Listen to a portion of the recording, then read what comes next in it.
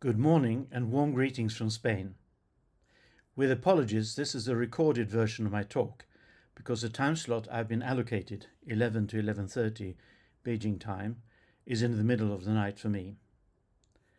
My title is Systemic Functional Engagement with Translation, what SFL, Systemic Functional Linguistics, can contribute to translation studies.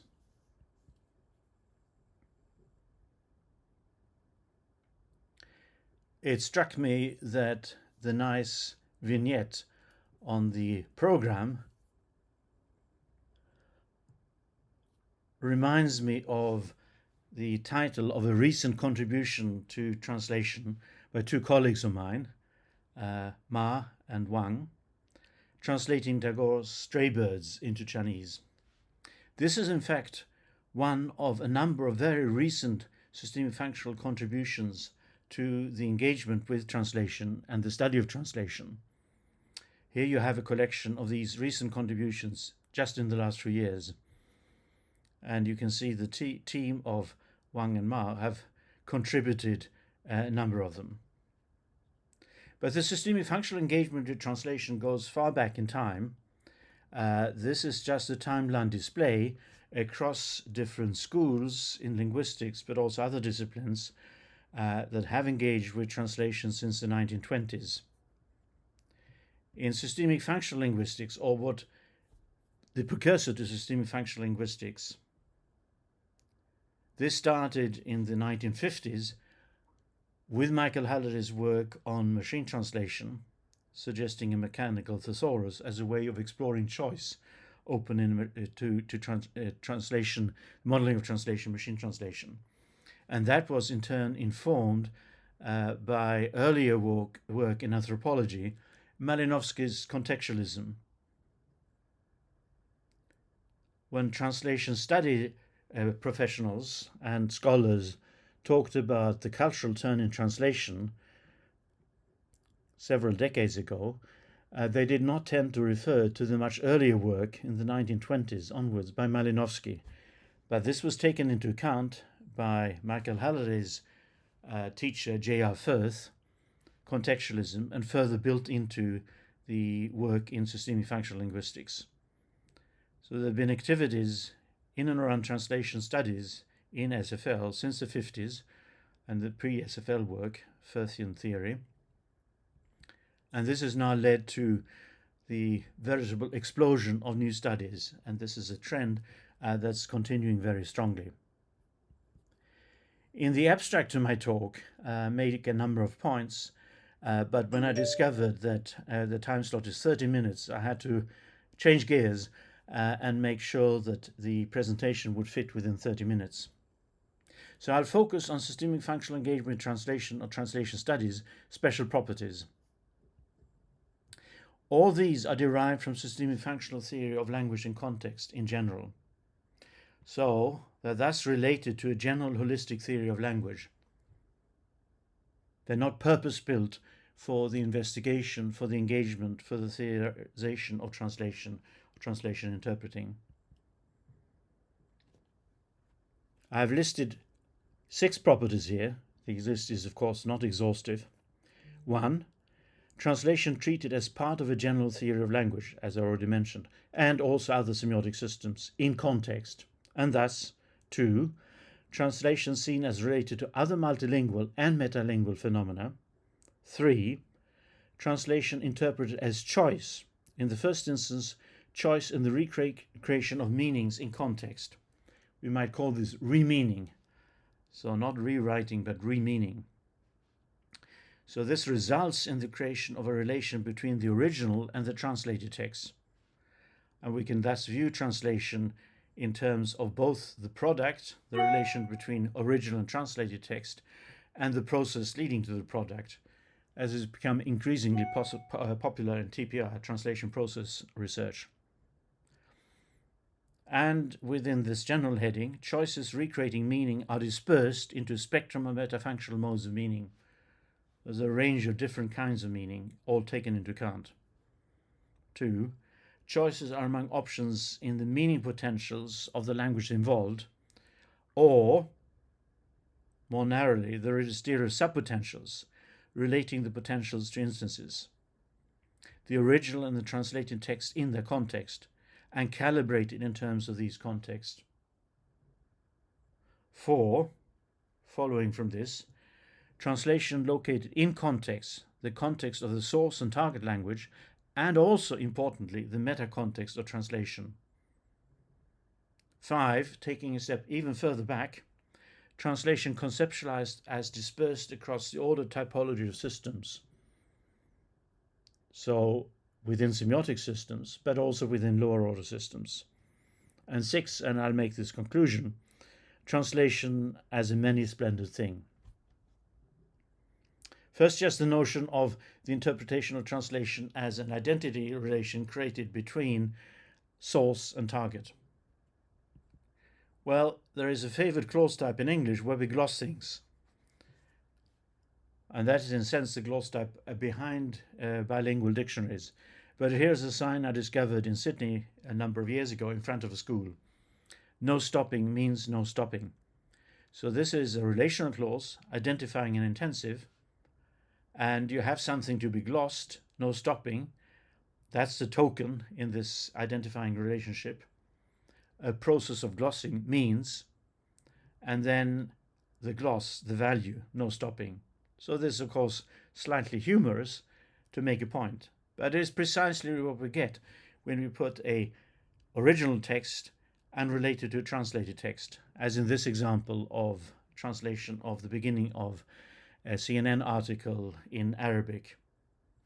The token then is the original, the value is the translation. But this can, of course, be reversed. Now let me turn to the first property. The translation is treated as part of a general theory of language and other semiotic systems in context. So from our point of view, if a general theory of language does not have anything to say about translation, there is a considerable gap in that theory.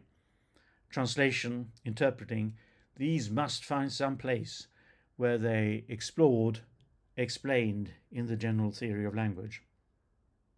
And one reason for this is it's very likely that throughout most of our history, our ancestors were multilingual, speaking more than one language, and interpreting would have been a natural process, an everyday process. So, translation is treated as part of a general theory of language. So above you have just an outline of certain dimensions of the general theory of language, of modern language as it emerged on the order of 150 to 250,000 years ago from archaic language.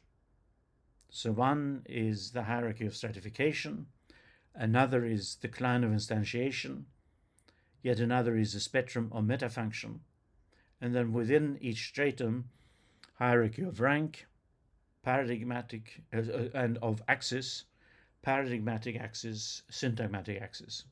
These then are applied to all the different phenomena that manifested in language.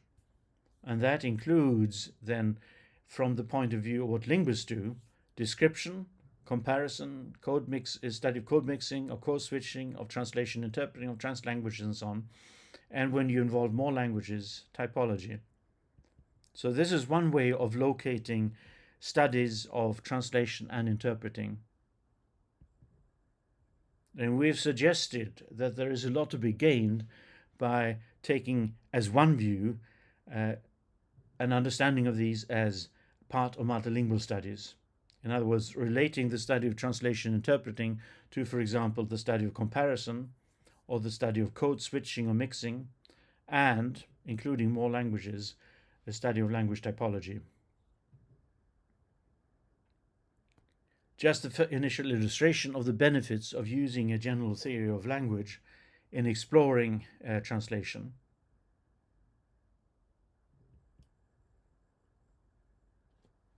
So if we move between two languages, recreating meaning from one text in one language in its context, through the analysis of choices made in the source text, and then recreating these, choosing in the potential of the target language,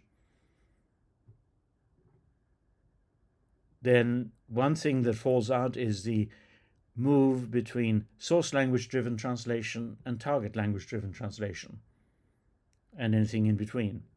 Another that falls out automatically is the traditional contrast between literal and free translation, with maybe transliteration as a footnote, because these really refer to where you locate the choices within the hierarchy of stratification.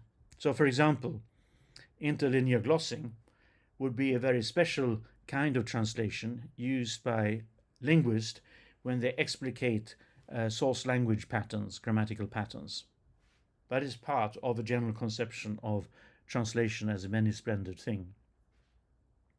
And at the other end, towards free, so because in interlinear glossing, you really need to bring out the patterns of wording, syntax, and morphology in the source language. At the other end of the continuum, we have free translation, so-called, and that would be translating, localizing advertisements, for example.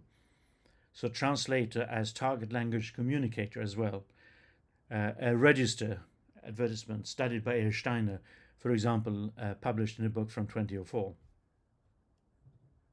Second point. So translation as related to other multilingual and metalingual phenomena. I've already noted that translation can beneficially be seen as one of the phenomena we're concerned with when we consider multilinguistic phenomena. So here we can relate it to the notion of a multilingual meaning potential, something that translators and interpreters must have mastered, to the phenomenon of code switching and code mixing that we find with multilingual speakers, to multilingual text generation in computational linguistics and so on, but also to metalingual phenomena. What do I mean by metalingual phenomena? Well, I mean processes in language where we operate on something that's already been instantiated through choice, a text. So, of course, we do so in translation and interpreting, but we also do so in editing and revising. We do so in summarizing, and to some extent in fact extraction, and going beyond editing and revising, adaptation. So translation and interpreting can also be helpfully seen against the background of other multilingual phenomena. And significantly, metalingual phenomena can be studied as processes using tools for these different manifestations. So we can study the translation process, but we can also study editing processes or a revision process of revision through eye tracking, brain imaging techniques, and so on. 3. Translation interpreted as choice. In the first instance, the recreation of meaning in context, remeaning as I put it. So choices in the meaning potential of the source language and the meaning potential of the target language, or really in the multilingual meaning potential that translators will have had to master in order to be able to translate. And in systemic functional linguistics, this has been studied. For example, to the left, relating source language choices to target language choices. That can really illuminate the similarities and differences between the two texts, shifts and equivalences. And focusing on the source language, for example, illuminating studies of variation in target language choices by different translators. So this illustration is an examination I made of one verse from Baudelaire's L'Albatros, 10 different English translations, and examining where they're similar and where they differ, and relating this to the potential for construing processes in English and seeing where the translators have located their choices in relation to one another. And that makes it possible for us to see to what extent these different translations are similar, are agnate in technical terms. Now, these choices are in experiential meaning, experiential choices, but choices are always recreating meaning in one of the metafunctions or other, so in different modes of meaning. So one contribution systemic functional linguistics has made to the understanding of translation and to translation studies, and also translation translator training is pointing to the full spectrum of meanings, not only experiential meanings, but also logical meanings, interpersonal meanings, and textual meanings. And this is important because translators, even professional translators, tend to be more sensitive to experiential meanings and maybe missing out on the translation of other meanings. And it's also often a question of optimizing, a sort of trade-off among the different modes of meaning in the attempt to recreate them in the source language. Now, this is always done in context, so choice is in context. So we can look at the context of a particular text, and we can look at the way in which this text then belongs to a text type or register operating in that kind of context. And we can begin to study and begin to recognize that it depends on the register to a large extent the approach, how we approach translation. So we approach translation fairly differently across different registers. But it also allows us to do this on a sort of more microscopic scale, to look at the strategies available to writers and translation in particular registers. And I'll just give you one brief example. In terms of the field of activity, this is one of enabling a course of action, instructing somebody in moving around space. A kind of text you find in guidebooks, as illustrated minutely in the northeastern corner. Topographic procedures, so the walking tours, driving tours you find in guidebooks. So the example then is specifically of the interaction of places of interest in topographic procedures and the different preferred strategies in English and German.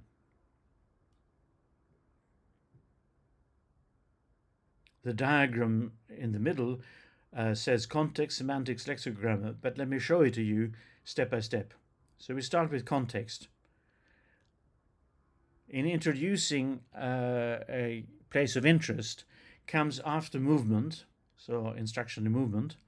Once the place of interest has been introduced, it may be followed by a description and background, historical background. Now, what are the strategies for introducing a place of interest? Well, we can look at both English and German. We see that they have different strategies. So strategies for introducing a place of interest. One strategy is as targeting a destination of movement. You walk to a cathedral. The other is as encountered on the journey. And if it's encountered on the journey, it may be objectification of a non-specific place, a specific place, or it may be a subjective view as movement into field of vision or as a process of vision. Now, in principle, all these strategies are available in both English and German, but interestingly, when you look at the lexicogrammatical realizations, you find that English tends towards objective location, non-specific place, existential clauses. As in the example, in the cathedral itself, there is the chapel of Santa Lucia, opposite the Archdeacon's palace, etc. So it's an objective location using an existential clause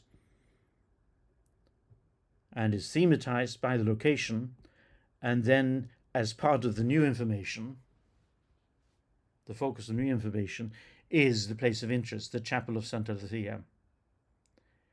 In German, you often find instead a mental clause, one of perception.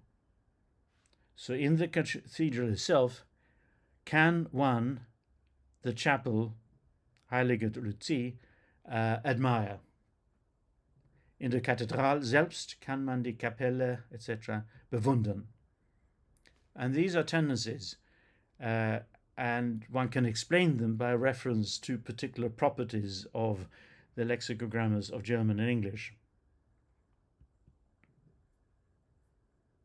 This is then an example of one particular register. It foregrounds the need to introduce places of interest, and then the question of the strategies available, semantic strategies that are available.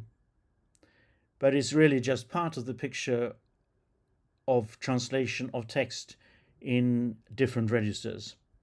And this is just a display that shows different fields of activity And in the concentric circles, you have spoken, written, dialogic, monologic.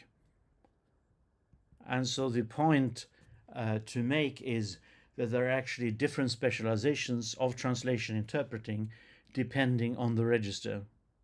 So you have, for example, subtitling, you have literary translation, you have community interpreting, you have technical translation, simultaneous interpreting, scientific translation, and so on. And we could continue to populate the diagram in this way. So this is one way in which translation is a many splendid thing.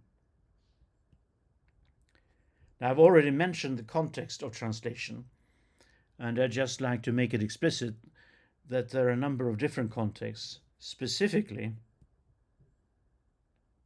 you have the context of the source text, you have the context of the target text, and they may be fairly close to one another, but they may also be far apart. They may be far apart temporally, they may be far apart culturally, because these contexts are just instances of the relevant contexts of cultures. But then you also have, very importantly, the meta-context of doing translation, the meta field, the nature of the process of translating. What's the process of translating? Are you translating to promote something? Are you translating to just provide information that can lead to fact extraction, and so on and so forth? And the meta tenor, who's taking part in the translation? Are you working with an editor? Are you working with a team of translators? Who is the client, and so on? So considerations of this kind. Now, this is looking at translation as a semiotic phenomenon, systemically and in terms of process. But we can take a step further back and note that translation must be conceptualized as dispersed across the order typology of system. Now, translation is, in the first instance, a semiotic phenomenon, a linguistic phenomenon. So if we focus on the translator, we can say the translator is, in the first instance, a meaner, using semiotic translation tools. But translators as meaning and the translation process as semiotic process is enacted in social systems. So the translator as a person, different social roles, as a translator roles, maybe in a network of a team of translators, maybe with clients and client roles, and so on.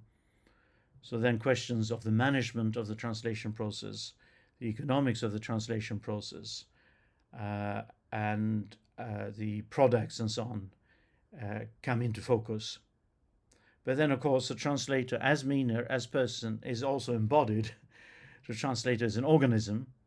And then questions of memory, capacity, limitations, knowledge, and so on come in. And the translator can then be studied as a meaner, as a person, as an organism.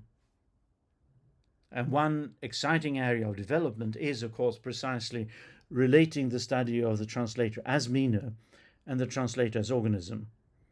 So here is a recent book by a good colleague and friend of mine, Adolfo Garcia, in Argentina, a pioneer in this area. And this is a book from just a few years ago, The Neurocognition of Translation and Interpreting. So again, then, if we just focus on the translator is a meaner, but is enacted as a person and embodied as an organism, and can be viewed in relation to these three phenomenal realms. And so when people talk about translator competence, I think it's very important to tease apart these different aspects and to be able to adopt the semiotic, the social, and the biological points of view. In conclusion, then, what I've tried to suggest, among other things, is that translation is a many splendid thing. And I've adopted a title of a Hollywood film from the mid-50s, Love is a Many Splendid Thing. Now, this is one of the posters that was used at the time, and I just suggest that we need, of course, a systemic functional multisemiotic analysis of this poster that is both critical and reflective. Note the enactment of the tenor the positioning of the two main characters, and so on. And we can relate this to the context of the poster in the 50s, in the context of culture of the 50s, to that of our current culture. And there is quite a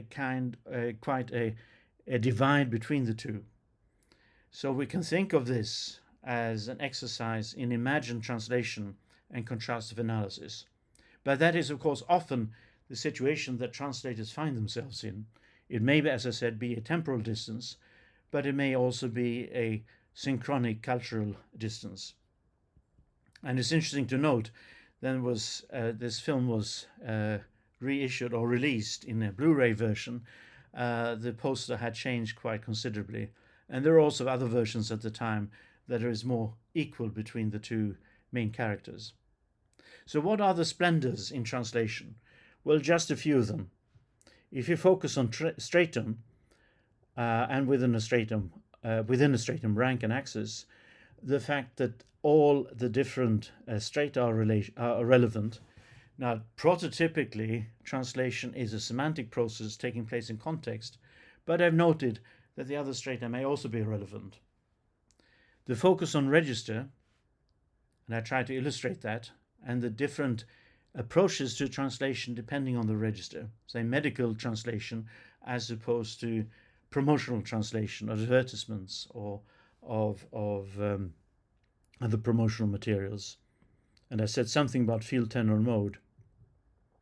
And I talked about the phenomenal order, that we need to engage with translation, of course, in the first instance as a semiotic process, as a semiotic phenomenon, recreation of meanings through choice, but also social, also biological, and material as well. And the role of translation, a sort of meta perspective in the culture and in the subcultures. And then also take note of specialized versions, for example, fact extraction, interlinear glossing, subtitling, audio or visual description, nonsense poetry.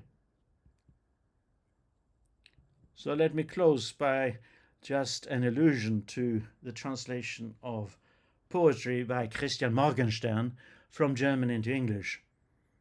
Morgenstern was influenced by the love for nonsense poetry, Edward Lear and others in the 19th century in Britain.